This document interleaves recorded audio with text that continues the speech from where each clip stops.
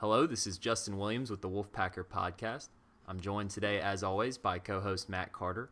And we're also joined by a very special guest, former NC State basketball player Cameron Bennerman. And he's going to talk a little bit about a cool new project that he's doing and catch up with what he's been up to since he was in Raleigh back in the mid-2000s. But before we get started with this podcast episode, this podcast is brought to you in part by JFQ Lending. As we blitz into 2021, JFQ Lending wants the Wolfpacker.com members to take advantage of historically low mortgage rates. JFQ Lending has a Better Business Bureau A rating with over 2,000 reviews. They work with top lenders and do the hard work of finding the best deal for you. If you're curious whether refinancing your mortgage is a good decision, visit jfqlending.com. That's jfqlending.com.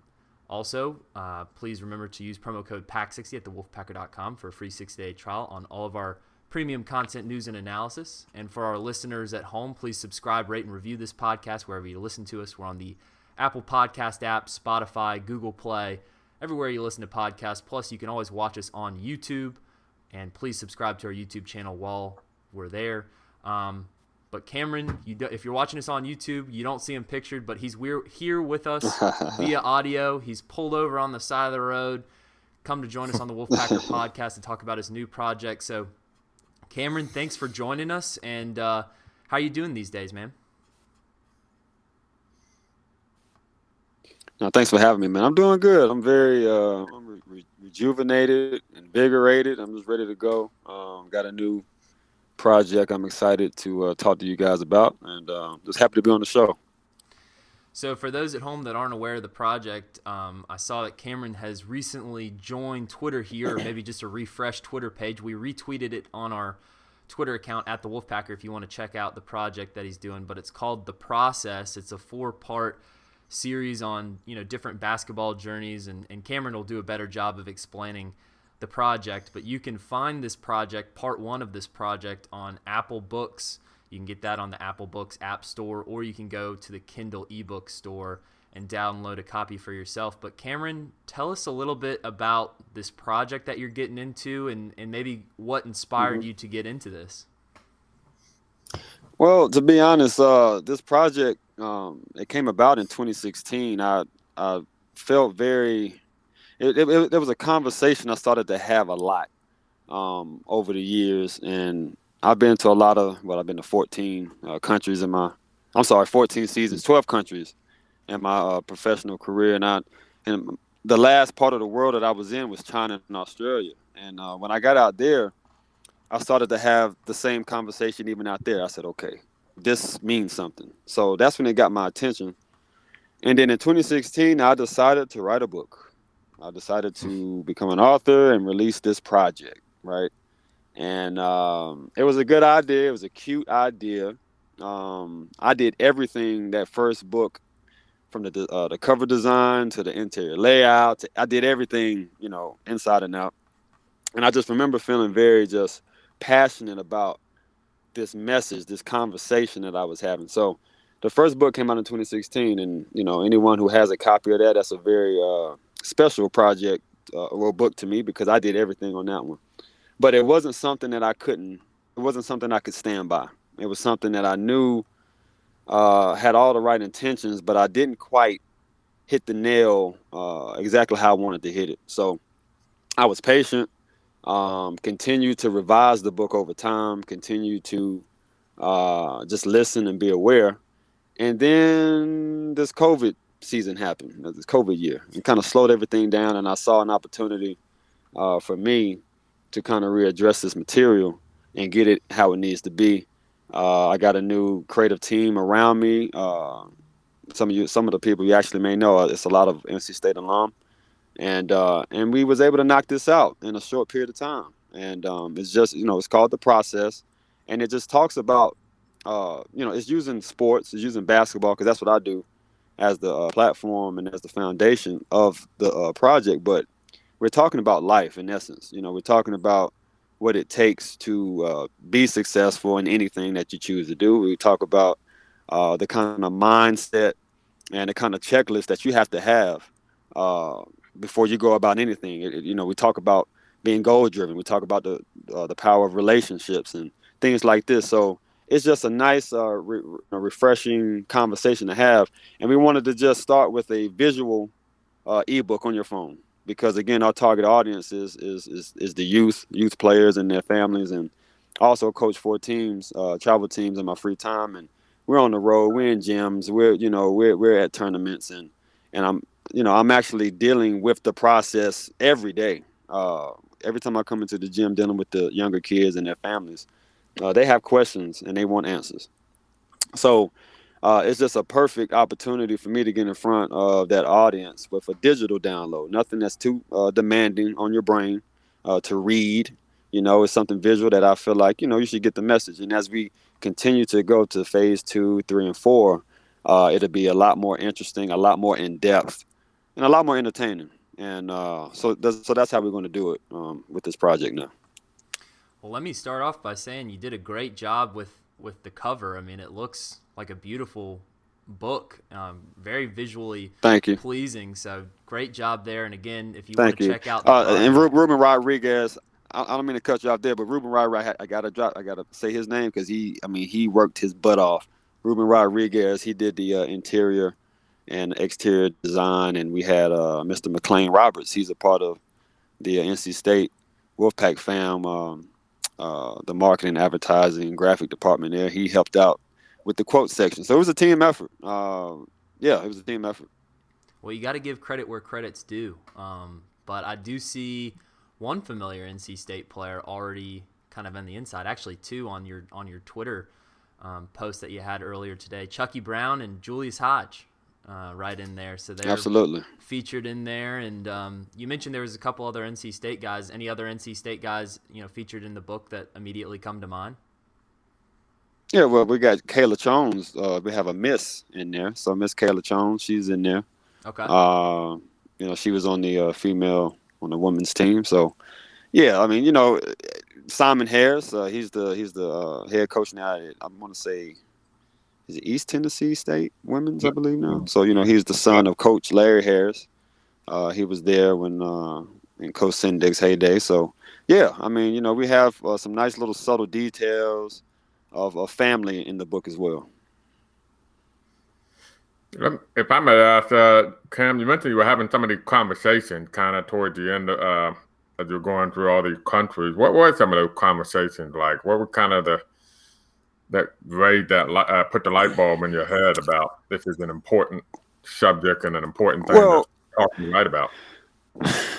Because the parents has the same concerns as my parents did. The difference is there was no material around that could give you the answers. There was no book, there was no website, there was no social media, there was no YouTube, there was no content based on this topic. So and then the conversation I was having with the players and the kids, they wanted to know what it took to get better, what they had to do, what they have to do, where they have questions. From the players to the parents, they have questions. So I can't be everywhere. This conversation can't be on repeat. And to be honest with you, I'm tired of talking about it, right? So I just want to have a project. Now, seriously, because it's very redundant and it gets me fired up at the fact that these problems still exist. So I said, well, I guess it's my duty to articulate and be creative about it. And so that's just the gist of it. I remember my process very well. As you can see in the project, I keep everything from when I was 7 until now. I remember every step of the way. I have everything. I have all the proof to show, that I am familiar with the process and I have achieved some things myself. It's funny when I came out with the first book. Us State fans, man, we're pretty tough. On our programs and athletes and coaches and everything. We're very opinionated. Nothing wrong with that. But I came across a thread talking about the first book, and somebody was like, what does Cam know about success? What does he accomplish? Well, if you don't know, then okay. I'm not the one to go around tooting my horn, tooting my accomplishments. In fact, as you can see in the book, I have people in the book that's way more accomplished than me. It's not about that. It's just about the fact that I've realized, and we have statistics in the back of the book to support it. I've realized that I've accomplished something that statistically is damn near impossible. So that alone, I would hope matters to someone who's also trying to, who aspires to be something. We're just talking about process and what it takes, and I feel like I've done some things right, and some of my friends could agree. Some of my friends that we have featured in the project, they've done it better than me. So this is just an opportunity to create a platform, to give my friends and other athletes a voice about their process and what it is that they went through and what it takes to be successful, and any walk of life. I talked to a buddy of mine, Fonte Coleman. He's a part of the Little Brother group hip hop group down there in Raleigh, North Carolina. He's Grammy nominated and all of the above, and he understands process. We talk about process all the time. So it's just a universal conversation of trying to achieve. That's what we're talking about. Well, clearly, whoever had that comment wasn't informed on your professional career, because obviously you don't play 14 seasons, go to 12 different countries for the better part of a decade and a half without having some success along the way. So tell us a little bit about your professional journey, and maybe if there was one country that kind of stood out among the others as maybe your favorite. I'm sure you've learned a ton along the way, and you're probably able to experience some really cool cultures and experience some really great things. Yeah, but just keeping it brief, I think Turkey was by far the most competitive market that I played in my career. I mean, it's big money guys, big salaries, big arenas, big coverage, big names. So that was probably the highest level overseas that I on the highest platform. And then I had 2 affiliations with the NBA with Miami and Phoenix, but that's a different conversation. Overseas, Italy was a very special country to me because that was my first stop. It was my first time over there, and then what I learned and what I saw, a strong sense of family, of culture, of identity. That was very, very polarizing to me. I didn't know, I didn't know. And then Spain was fun. Canada, we won the championship, a very, very tough league because everyone's a pack of hungry.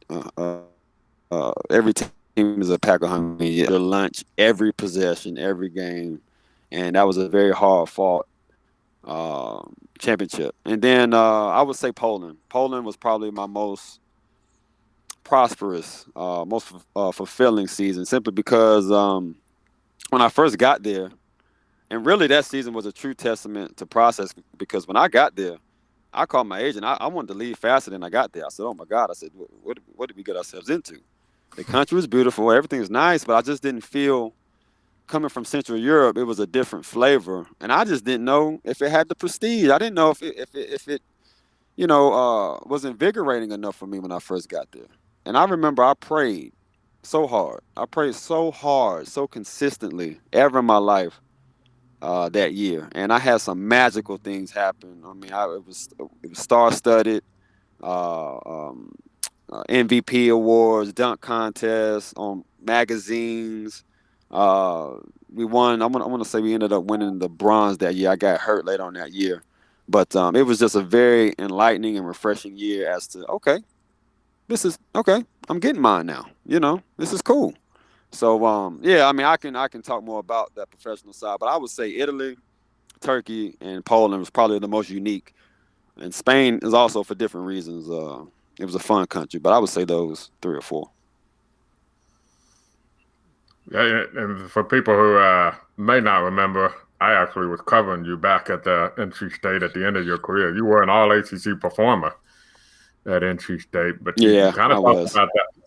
You talked about that process, and you were a guy that, I don't know, would you agree, would say waited your turn or maybe had to kind of get used to the playing time? How would you describe it?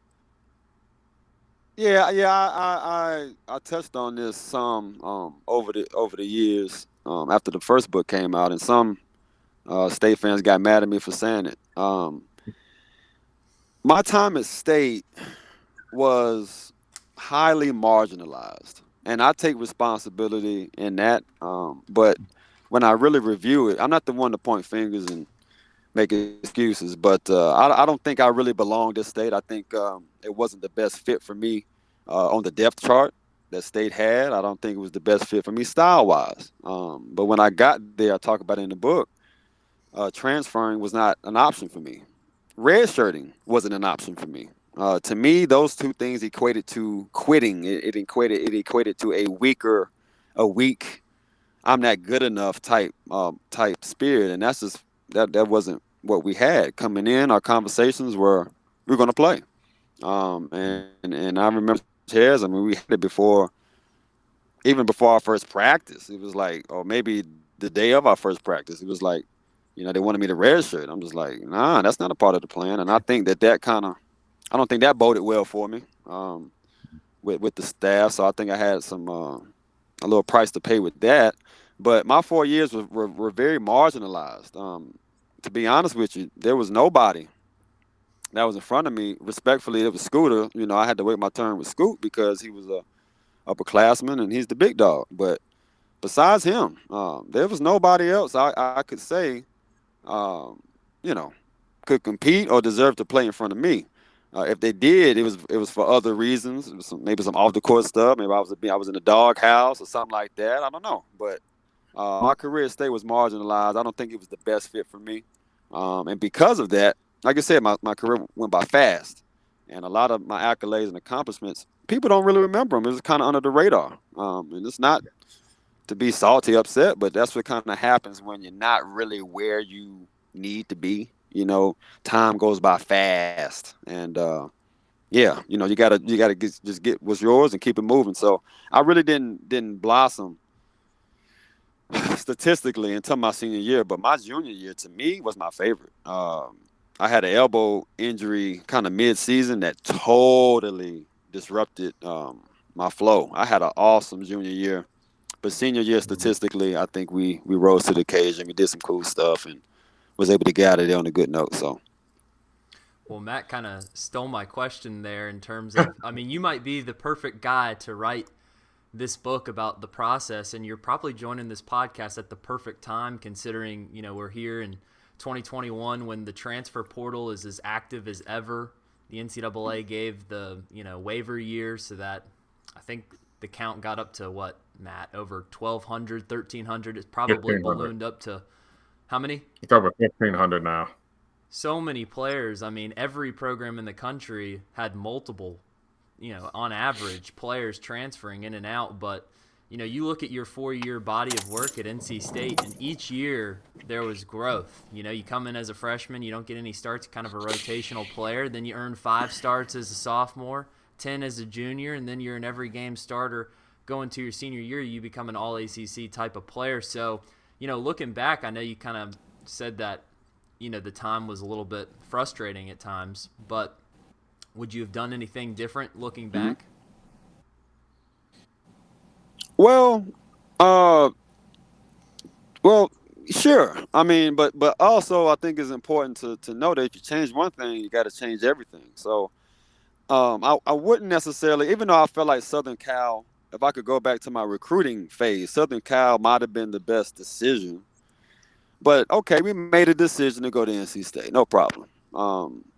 I think the next decision after that is maybe to transfer, right? Maybe to entertain different options. And I think that's kind of what we're getting towards with that, with the portal, with the pool now, the player pool now. It's kind of realizing what your options are and making the best decision. It isn't NC State's fault. It isn't NC State basketball's fault. It isn't Coach Sindek's fault. I mean, they're doing their job. The players got to make a decision, and we all have to make the best decision for us possible. But if I could go back, I probably would have transferred. I think me coming to State was a good thing. But maybe I would have transferred just simply because there were some ingredients and some things going on that maybe it wasn't best that I stay. But I did. And I graduated from there. I am an alum of NC State. So I want all fans or whatever to understand that I completed my journey at NC State. I didn't leave it uncompleted. I didn't go to another school and graduate from there. I didn't do that. I came back and I completed. I am an NC State alum.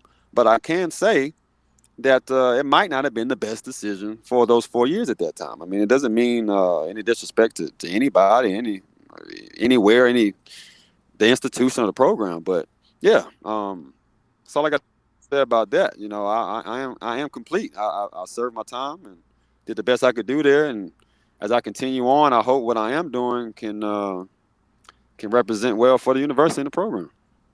Well, hindsight's always 2020, Cam, but I'm sure Wolfpack fans are really happy that you did come to Raleigh. Now, I was curious because you were mentioning a little bit about when you were having some of the frustration about playing time early on in your college career. Transferring wasn't really an option for you because you kind of considered it quitting, and I think you kind of come from a different generation of basketball players where today's players absolutely are more inclined to enter the portal. It's kind of a more common thing, and I'm all about player empowerment. I'm all about letting the players do what's best for them. But kind of what's your take on the modern trend of so many transfers? Do you think it's a good thing, or do you think that in many cases a lot of players would be better off maybe kind of sticking it through and going through the process per se, kind of fighting their way to get that playing time, kind of like you did? Well, first of all, I wouldn't wish any player to go through what I went through because we're not built the same. My emotional, mental capacity to endure, even for, is on a whole nother level, and really wish that. But all I can say is you got to know oriented and driven and know what your goals are. In my 4 years, there was only one guy that really took a chance, and that was Josh Powell. He left after his sophomore year. And to me, sophomore year. Yeah. And for me, I think that's one of the best things he could have done. After a while, the college level can be tricky. Depending on what kind of player you are. And I think that if you have an opportunity to play professionally, you need to start that process ASAP.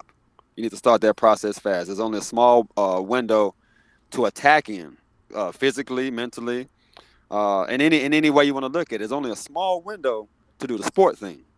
You have a lifetime to do other things. So you have to strike when the iron's hot. You got to go for it, and that's what I would suggest. In my experience and traveling around and looking at things, I said, man, start this process sooner.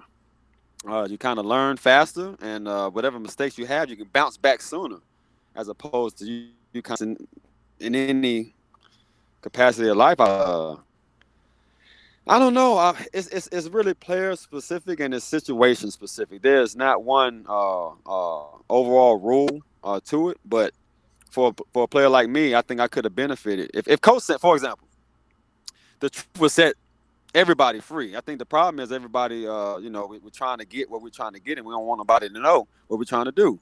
If Coach Sendek, Coach Harris was to simply come and say, hey, Cam, listen, let's have a meeting up in the office after practice. Okay, cool, Coach. Then he goes to this mysterious wall with these doors, and all of a sudden the doors open up, and it's this depth chart years in advance. And they say, Cam, listen, you see this? This is a depth chart. We've been on you for years, as you know. This is where you fit in the grand scheme of what we're trying to do. Now, believe it or not, we actually do care for you. We actually think that you may be best suit red shirt in a year, and this will put you in this class and kind of put you in a different deck of cards, for when it's your time to be drafted. If we can have that kind of conversation, then maybe I would have made a different decision. You see what I'm saying? But the way that things are relayed, the way that people talk to you, the words they use, the words that they don't use, it's all of these things that can lead a kid, a child, because that's all you are at that stage of the process, to making decisions that aren't really accurate. And that's where the parents come in. That's where the family comes in. They got to come in like the Avengers and really be clear on what it is that we as a unit is trying to do. So I think if the staff and players and families, if everybody's more clear and more transparent and honest with each other about the goals, I think better decisions can be made. And then it's less riffraff. It's less having to transfer. It's less problem solving.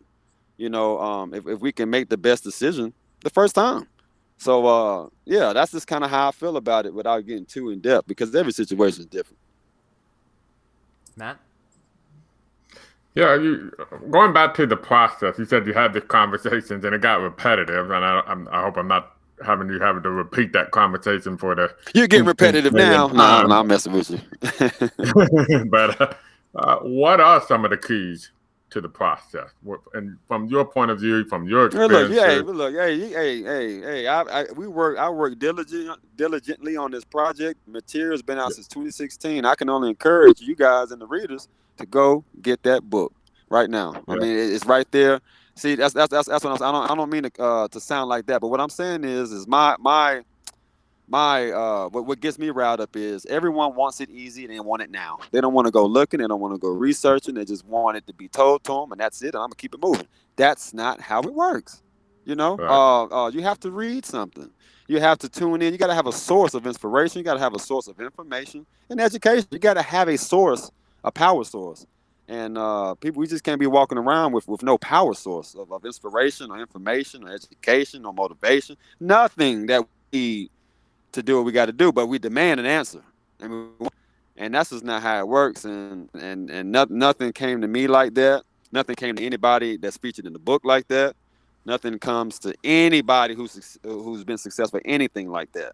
It just doesn't work that way. So I want to encourage the listeners and readers, the kids and the parents, to continue to be proactive and resourceful and find those tools that you need. Because I can guarantee you this project didn't exist when I was coming up, because if it did, I'd have it. All of my friends would have it.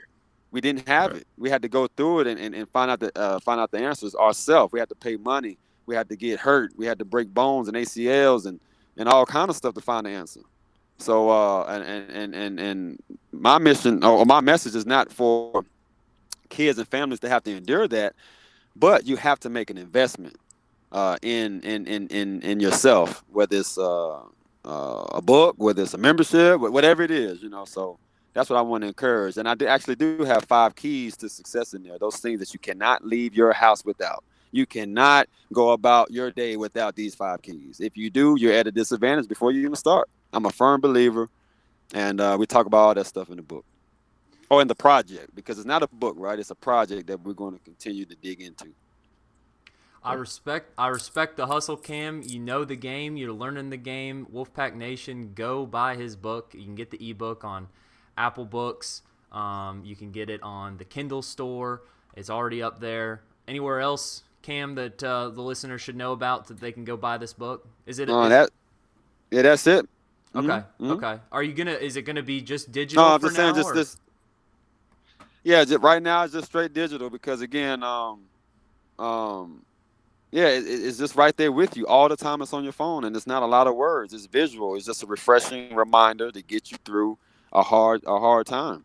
If you're a player or non-player, if you're a parent of an athlete or not, it's just a refreshing conversation to know, hey, listen, we're all in this thing together. We're all involved in the process, and your process is my process. Parents, your child's process is your process, and vice versa. We all have to grow together. We all have to be nice to each other. We have to build relationships. If we want to do anything, you got to know me, you got to like me, and you got to trust me. There's just certain things you cannot get around, and I just want to encourage people to really understand what this book and this project is about. Try to get the most out of it, and I hope it can help. It sounds like a really interesting read, not just for basketball players or people interested in basketball, but for really anybody in terms of having success on their own individual journeys. Matt, do you have any other questions for Cam before we close this thing out? No, I'm going to ask him a few questions about some highlights from his playing career. So more on the lighter side. Went mainly at NC State, but that's where most NC State fans saw you, obviously. Favorite moment for you on a basketball court at NC State? I mean, I remember the dunk, I believe, over Sheldon Williams. Yeah, the Sheldon dunk, that was memorable, but anybody who's been keeping up with me knows me, that was easy play. I mean, I'm coming at the guy full speed. He didn't stand a chance. I was more excited about my alley-oop to Gavin, to be honest with you, because I didn't expect for him to get it and flush it like how he did. I mean, I never heard the arena that loud, like in all of my 4 years, than it was when Gavin flushed that dunk. One of my favorite memories. What about the shot against Cal? I remember the shot against Cal in the NCAA tournament. Where did that one? I'd say this. I'd say the Clemson shot. Yeah. That's probably my best memory because the thing about the Clemson shot, Coach called a timeout. I'm not lying. Coach called a timeout. Mhm. And I remember walking over, you can pull up the clip, and we were standing in a timeout. We were standing up. We weren't sitting down. It was a 30-second. And I remember it's like something tapped me on my shoulder and said, look here, look at me. I just turned around. Like Coach was talking, he's drawing up a play, veins out his neck. Something just said, hey, look at me. I turned around, and something is like the basket was talking to me and said, hey, you're about to make this shot. And I was standing right in the spot where I shot it. It was just like, yeah, you're about to make this shot. Just like that. Yeah. And it's like, boom, I snapped out of it. Got back into the huddle. I think Ilion got a rebound or something, and Tony passed it to Tony, brought it up, and I'd be damned. I made the shot. And that was a very, I don't know, that was a big shot. The Cal shot was very similar. It was, but the Clemson was just a little bit more memorable to me. But yeah, I would say that. It was kind of one of those two shots, I would say. It's pretty similar. Yeah. Well, you were a pretty clutch guy for NC State. I mean, you had your fair share of clutch shots. Is that where you felt best? Let me hit you with this. The Miami game at Miami, senior year, double overtime. That was fun. That was a fun game. Yes, sir. Down in Miami, Guillermo Diaz and all those boys. We was rumbling. That was a fun game. Yep. Yeah. Were you more comfortable in those situations? Game on the line, clutch shots. Is that where you felt best? Well, that's what I always prepared myself for. I mean, Right. I never did things. I'm still this way now. I never do things for other people to see. If you catch me putting work in, that's good for you. You're lucky because I'm like a groundhog when it comes down to stuff like that. I don't really like showcasing the hard work element of it. You know, I like you to see it on game time. And I tell a lot of kids this. For my whole senior year, whatever time we had a game, I don't care what time that game was. I don't care if we had 2 practices that day. I was in the gym on the gun at the same time that the game was. So if the game was at 9, I would come back. I was in at that time, no matter, at least making 300 shots. I did that my entire senior year. And if you watch that Miami game, I think there was a 3 I pulled up at the coach's line, at the coach's box, in transition. Coach Sendek does not like stuff like that. But I was shooting the ball. I was knocking it down, so he just kind of had to live with it. But I lived for those moments. And that goes back to just how I am as a person, my emotional, mental capacity to just take on. That's just kind of how I am. I don't want to make life more difficult for myself. But, if there's a room of people and we're trying to figure things out, we're trying to problem solve, and who's going to be that leader, it's probably going to be me. I'll at least be willing to step up to the challenge. And that's what I was paid to do overseas, and that's the role that I often find myself in now. So it's just something I'm trying to embrace and make sure I just spearhead whatever I'm campaigning for with the right energy and for the right reasons.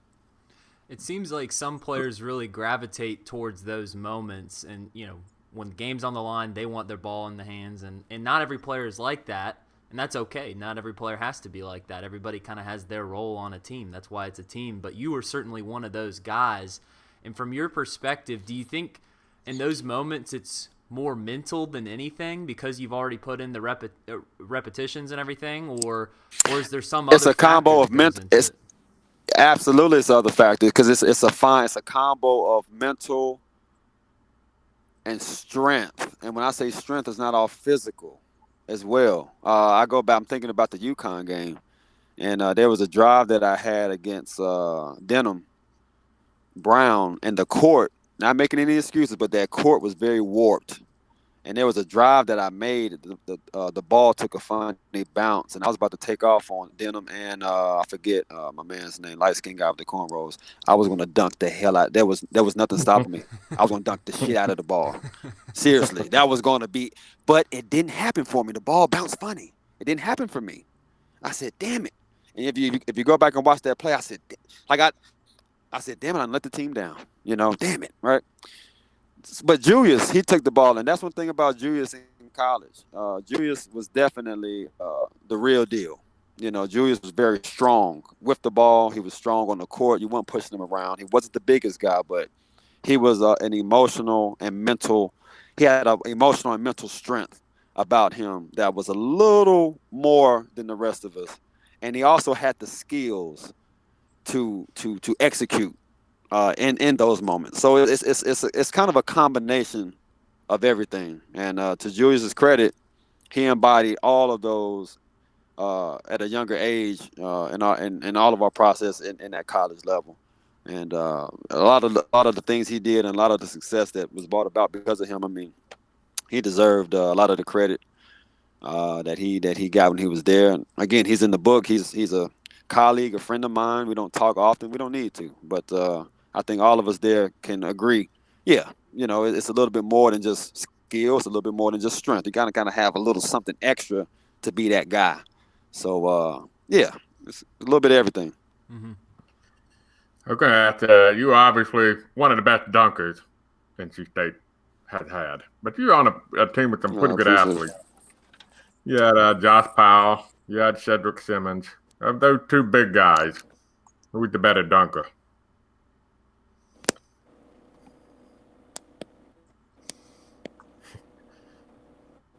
Thinking about that one? I'm sorry, you kind of went out there. I'm sorry about that. All good. Okay, I was saying, well, in your days, I'm going to ask you, because you had two big guys that you played with that were really athletic, really good athletes, Cedric Simmons and Josh Powell. Both went to the NBA. Which one was the better dunker? As a guy who was a great dunker himself, which one of those two would you think would be better with the alley-oop?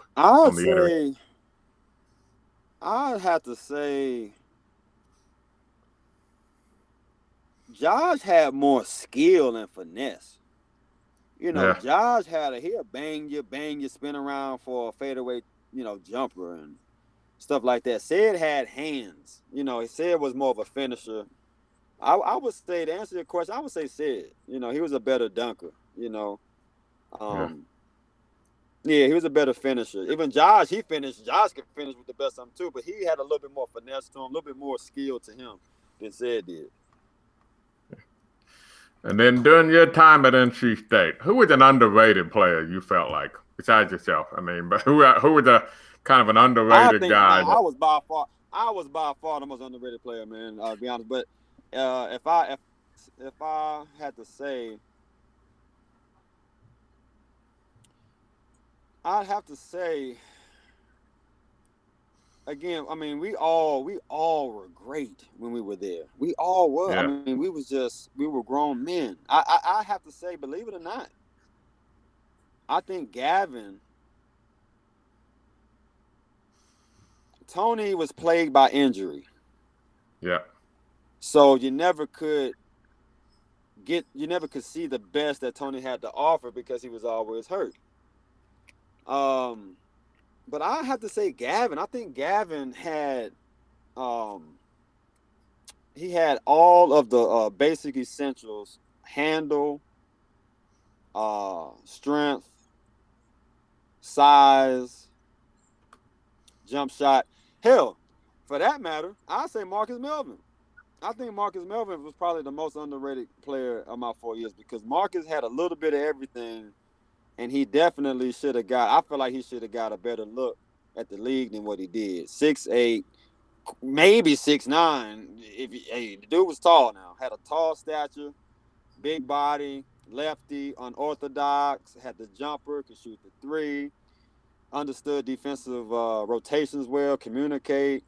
He had the right emotional temperament. He wasn't big on excuses. he was tough. Yeah, I think Marcus kind of embodied. I think he was a little overrated. I think he kind of pissed us all off in that Vanderbilt game in my sophomore year. That's neither here or there. I mean, we all make brain farts, but now Marcus is my guy. He's the big bro. I would say Marcus is probably the most underrated. I say, and then maybe followed by Gav. You know, those guys had another level to them that the fans. I don't think the fans saw. So, but I by far I would say me, man. Me by far. Well, I know that's why I said besides yourself. I knew the answer to the question. Like yeah. I'm just being modest now. Yeah, I have to say. This has been fun. This has taken me back to my my days of childhood, growing up, becoming. See, this is where Justin makes me feel old and makes everybody else. I was like 6, 7, 8 years old. I was saying, during make me feel. I'm probably making you both feel. You know, but there's things about that. Those was Coach Sendek's last 4 years, and those were. There's a lot to be talked about, and it's not a matter of exposing anybody or anything. It's not a matter of that, but when you can't talk about things and extract, you can't see the value and extract the most meaningful things out of it that can be taken with you, and maybe even voice to help somebody else maybe not make that same mistake or make a better decision. I think it says a lot about a person when they can't talk about that, you know, when they can't deal with that. So I'm not going to be that guy. Like I said, I mean, I've been talking about these topics for a while. And with this project, I finally feel like this is something I can stand by. We're just getting going. We're having some good talks with possibly getting some brand support to try to put it in a better position on a bigger platform. And we have many different octopus legs coming off of it to try to ensure its success. So we've done all we can do on our end to try to make sure the project has what it needs to be sustainable. So we're just gonna continue to press forward. And again, I'm feeling very positive, and I'm just very happy. This is about the message. The message is going to stand on its own. This is nothing that we're trying to, we're not clout chasing. This isn't a loud project. It is what it is. Just hope people can enjoy it, and more importantly, I appreciate you guys for taking the time out to have me on to talk about it. This is my first time doing something like this for this project, this go around. So I appreciate it, man. It's been cool. Yeah, it's been a ton of fun. We're thankful that you came on, and thanks for talking a little bit about your project. Wolfpack Nation, please go support Cam. You can check out The Process, part 1 of the 4-part project. You can get it on Apple Books or Amazon Kindle. You can give him a follow on Twitter at Cam13Innerman, or you can follow the project's Twitter account at TheProCX. Of course, give us a follow as well at The Wolfpacker. You can follow me personally at Justin H. Will. Please subscribe, rate, and review this podcast wherever you listen to us. We're on the Apple Podcast app, Spotify, Google Play, everywhere you listen to podcasts. Plus, you can watch us on YouTube. Subscribe to our YouTube channel and give this video a thumbs up while you're there. And use that promo code PACK60 at thewolfpacker.com for a free 6-day trial on all of our premium content, news, and analysis. So, for Cameron Bennerman, Matt Carter, this is Justin Williams, and this has been the Wolfpacker Podcast.